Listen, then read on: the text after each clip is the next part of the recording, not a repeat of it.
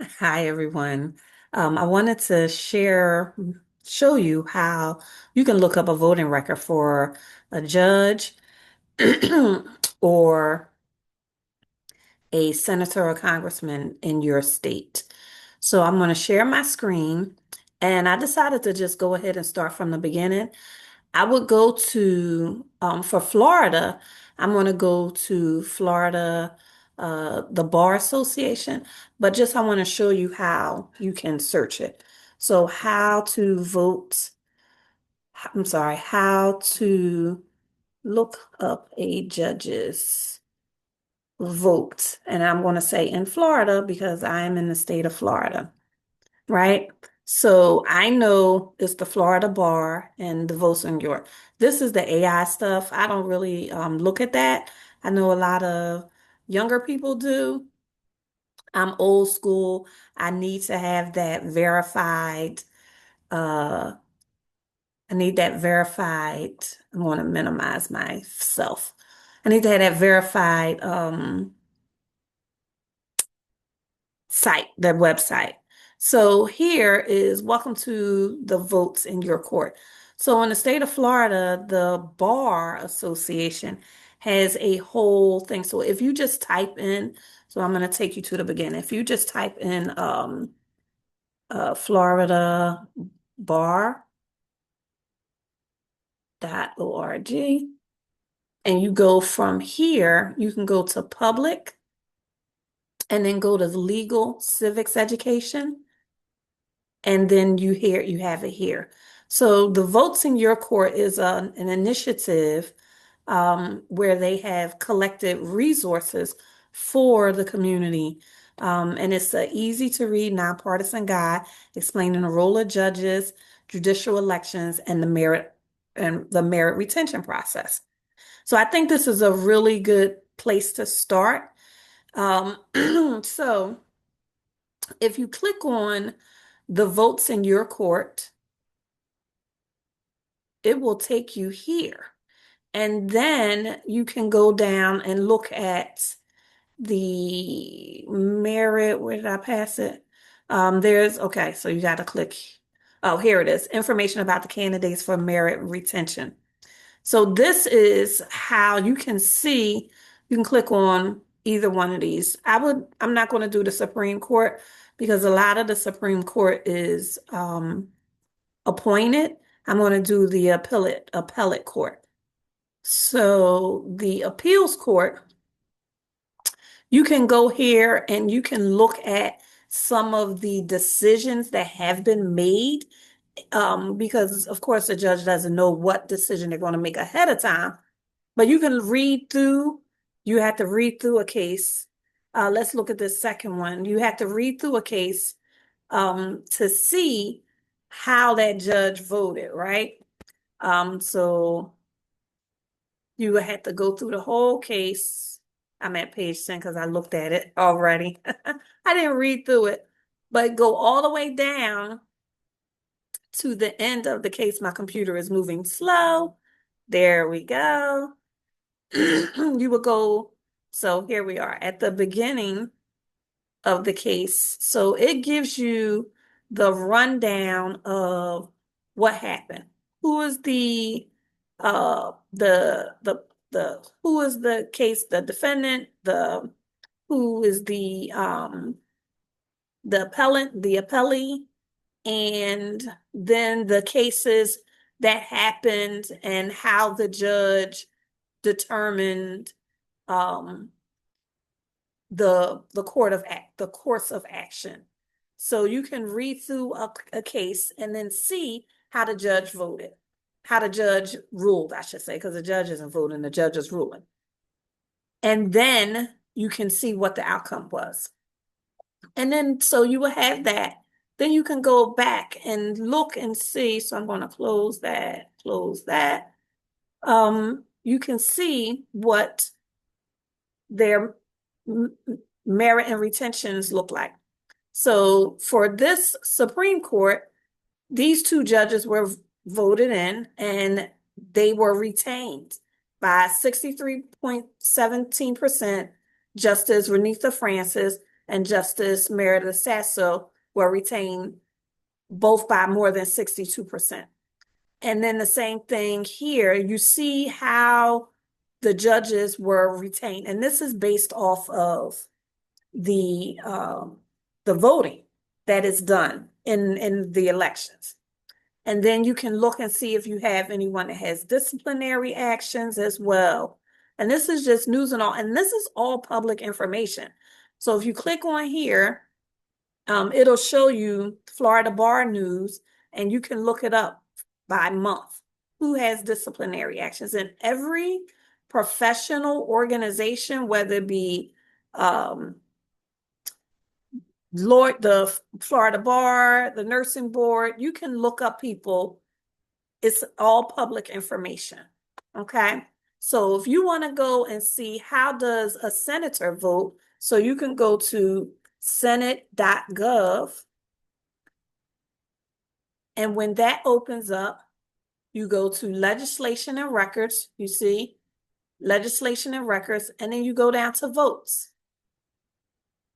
You can click on any date. Now, there are a lot of voting processes that happen on the Senate floor. This is just in the last couple of days. So let's look at the 24th. So this was something that was confirmed. The vote is for the nomination of Matthew Lohmeyer of Arizona to be Under Secretary of the Air Force. You have 52 yeses, 46 noes, and 2 people not voting. So this is the vote summary. You can look at it by senator name, which is here. You had the senator name, so you know 52 of the senators said yes, and this is all of their names, and this is the ones that said no. You can look at it by vote position, how many said yes, and how many said no. You can look at it by the home state. So in each state, it tells you who said yes and who said no. So Delaware said no. Florida said yes. Delaware, both are Democrats. Florida is both Republicans. Georgia said no. Hawaii said no. Idaho said yes. So you can look and see different ways on how to see who voted which way.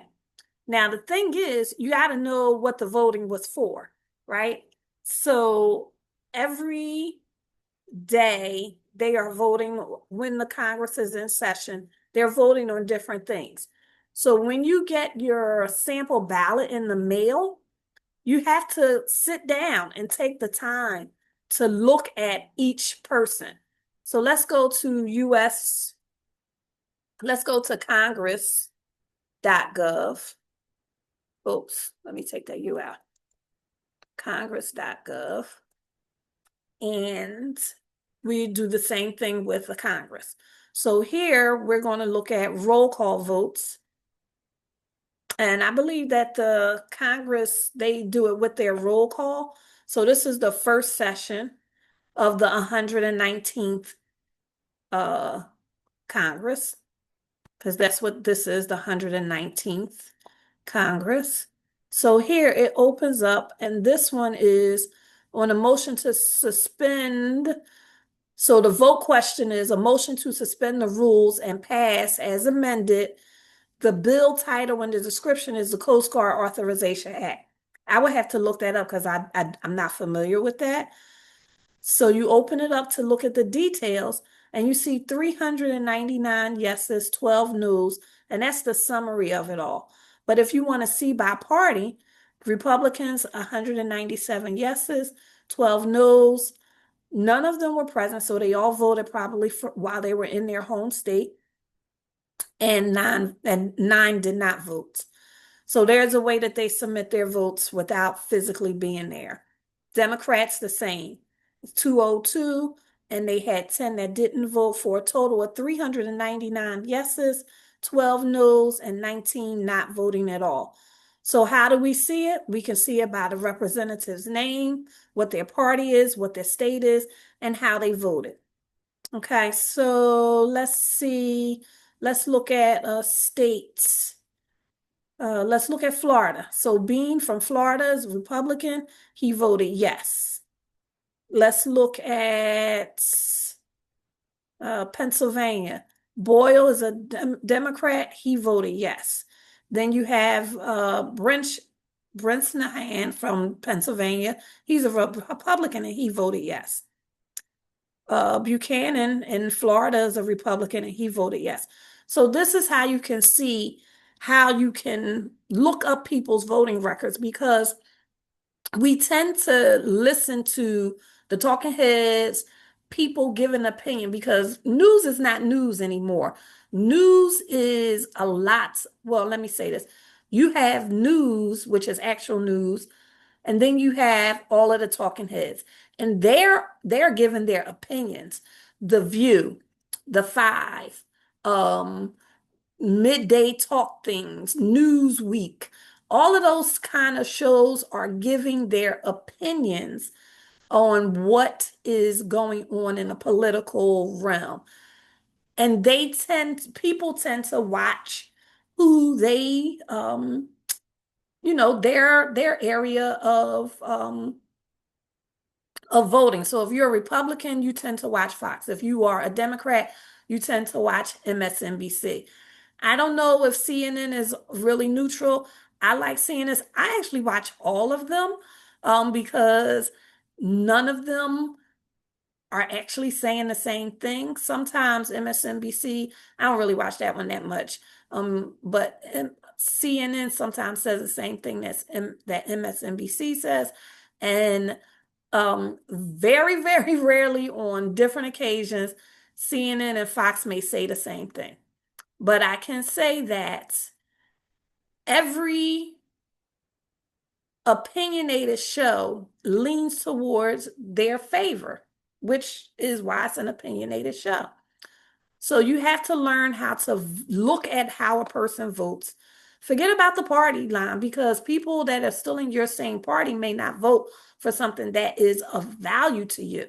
So before you make a decision, know what your values are and what you stand for. So when you're going to look at a person's voting record, you ensure that they're voting the way that you value, because you're never going to agree with any person 100%, 100% of the time. That's just facts, because we are all different people. None of us think alike, and none of us have the same background. Even if you grew up in the same household, your experiences are different. And that's okay for us to be different and to think differently. But I want people to learn to vote informed, so that you don't just vote because that's what they said you should vote as. That's who they said you should vote as. You should vote for what is valuable to you, so that you can get your needs met as a citizen of the United States as well. So thank you very much for listening, and have a great day. I hope this helps you.